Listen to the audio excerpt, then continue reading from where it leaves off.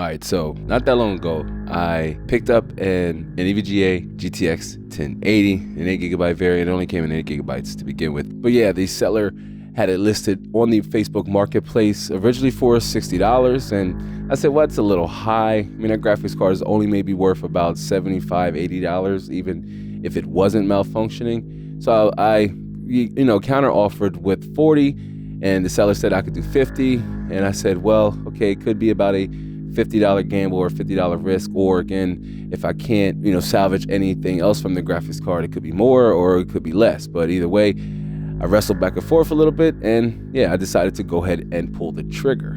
And the seller said that the graphics card was artifacting, not necessarily a deal breaker for a graphics card, right?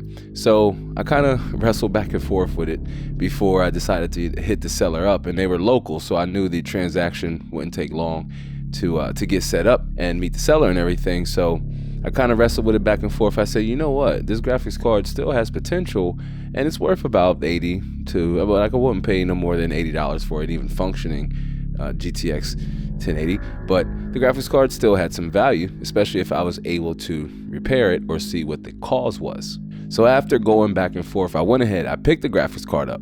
I met the seller, I picked the graphics card up, everything checked out, everything looked fine. Initially, like, I didn't see any reasons to be concerned about the graphics card, at least at initial inspection. But then when I got back to the lab, or when I got back to the studio, I got ready to hook it up on the 12900K Z790 test bench that we did on a previous video. You can check that video out down in the description box below. But I hooked the GTX 1080 up to the test bench just to kind of see initially what was going on with the graphics card. And I didn't see anything initially weird to be concerned, and some kind of like weird posting errors or posting issues at the initial onset. But I was able to get inside Windows, at least using the integrated graphics on the 12900K, update the NVIDIA graphics card drivers for the GTX 1080. And so I thought, after that, so far I thought everything looked good. I thought, hey, maybe this graphics card might have some other issues, or maybe it was a graphics card driver issue, because I also was able to get a quick glance at the statistics from Hardware Info Monitor. I was able to look at, say, utilization or temperatures, max temperature, see if the graphics card would spike or do anything weird or anything like that. And also in MSI Afterburner, it was also registering over there. And yes, while the graphics card wasn't traditionally being put to any use, like it wasn't running a game or a synthetic benchmark, so it wouldn't have had an opportunity to, say, spike utilization all the way up to 100%. But I wanted to see if I could, one, get the graphics card to post, or if initially seeing that there was a graphics card driver update could help solve the issue. So after installing the graphics card driver, that's essentially where things went downhill for this graphics card, for the EVGA GTX 1080, because I was unable to get a video signal out with the graphics card installed on the test bench at all, right? And this is even with switching the HDMI over to the motherboard using the integrated graphics on the 12900K, just to see if I could once again get a video signal out and see if Windows would still register or recognize the GTX 1080. But to no avail.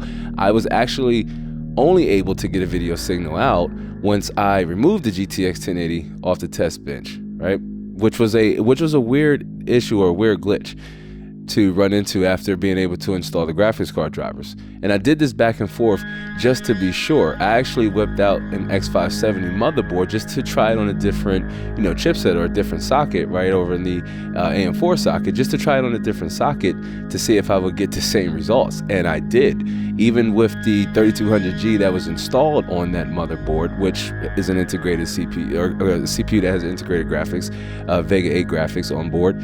I was unable to get a video signal out with the EVGA GTX 1080 installed on the motherboard, on the X570 motherboard, mind you.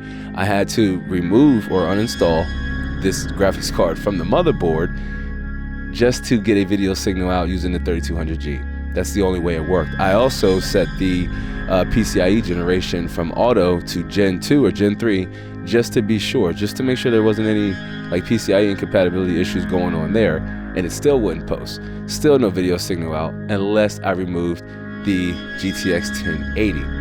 Now, initially, again, I saw no reasons to need to break down this graphics card, take it apart and see if there's anything going on underneath the hood that either I could try to rectify, or you just call this graphics card, it's a dead unit. But I will say the back plate, or the back of the graphics card, was reaching a little hot, given that the graphics card wasn't doing anything, and in Windows it was still registering that the temperature was about 26 degrees C. So I thought maybe this could cause some issue, or it could be causing a short issue, or this could be the root problem, or maybe there is something going on underneath the hood. So I went ahead, uninstalled the graphics card, and begun the breakdown process. And it was fairly simple, disassembling the GTX 1080. It was about 16 screws here along the back plate, and then once you remove that, just a few more screws on top, or on the top of the PCB, and then some screws on the side, and then the connectors for the fans. So fairly simple, and it's essentially 3 parts, right? You had the PCB, and then you had this aluminum like cover that act as like a heat shield, I guess you could say, between the internal PCB, and then you had the actual cooler, like the actual shroud, that also works perfectly fine and also functions fine. Which, on a side note, I thought at the very least, if I cannot get this graphics card repaired or fixed, hopefully the cooler still has some functionality to it, and maybe I can recoup some cost there. But once the graphics card was broken down, I initially did a quick look-see over at the PCB, and I saw no reasons to be concerned. Once again, looking at it initially going in, minus a few grease spots around the VRAM modules here, and essentially anywhere that there's thermal padding is a sensitive component. It's one that generates heat or needs heat, removed from it through some type of cooling. But then I said, you know what, yes, let's go ahead, let's clean this graphics card up, let's remove some of this grease around the VRAM, and also some other areas on this PCB that I saw some dust build up, or some grime. And I mean, it happens. This graphics card is over almost 8 years old now, so it's Pascal base unit. So I went ahead, cleaned this graphics card using distilled water. I didn't want to use anything else. You can use distilled water. It's best to use distilled water because it doesn't contain any of the harmful minerals or bacteria that's used in, say, the water from your tap. This could also vary depending on where you are, but even in well waters, there's also harmful microscopic elements that could damage your PCB or your other sensitive components, even if the graphics card or any, your motherboard or any sensitive component is completely dried. But I recommend you use distilled water. That's what I use to clean this component. I use distilled water, picked up from your local grocery store, and soft brushes that I use to essentially clean a wide variety of equipment and other components that come through here in the lab. But yeah, using distilled water generously across the PCB, trying to give it a nice clean bath. I went ahead and cleaned it up, and I mean, it's hard to tell on camera. Hopefully the camera can capture just how clean and how good this PCB looked after I was done giving it a distilled bath, right? I mean, it just looked good. I know this doesn't translate to the graphics card possibly working, or it's solving that issue that I was running into prior to disassembling the graphics card, but again, this was like the last step that I knew I could take to see if I could resolve the issue. But after cleaning the graphics card up, I went ahead, put everything back together, but the reassembly went well.